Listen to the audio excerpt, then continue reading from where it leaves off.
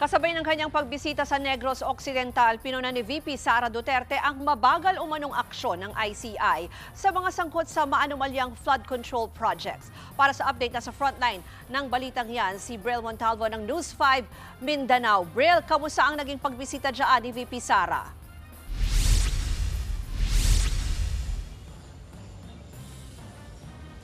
Ruth, nag-ikot ngayong araw dito sa Negros Occidental si Vice President Sara Duterte para kumustahin ang mga residente na naapektuhan ng nagdaang bagyong Tino at Super Typhoon Uwan.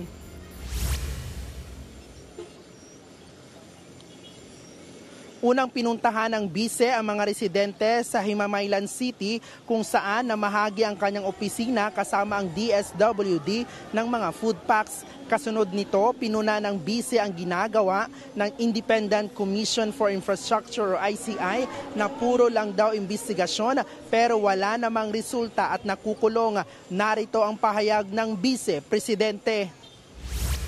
Nag-aantay tayo na merong managot sa mga budget insertions, sa mga ghost projects, sa mga substandard projects, and sa mga unfinished projects.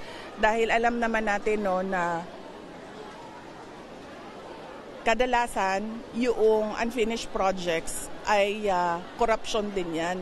Dahil binigay na yung budget para sa project dahil sa corruption, nagkulang yung budget, kaya humihingi na naman ulit ng dagdag na budget.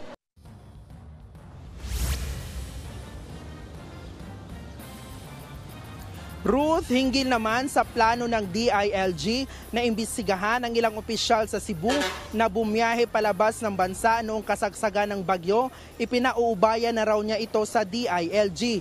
Gayunpaman, giit niya ang local government ang dapat na nangunguna at may responsibilidad sa relief operations tuwing panahon ng kalamidad.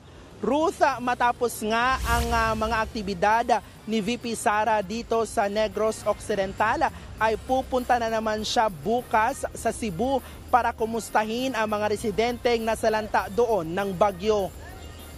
Ruth. Yan po ang Express Report ni Bril Montalvo. Mga kapatid, Ruth Cabalco, para sa mabilis na pasada ng mga balitang dapat niyong malaman, mag-follow at mag-subscribe sa social media pages ng News 5.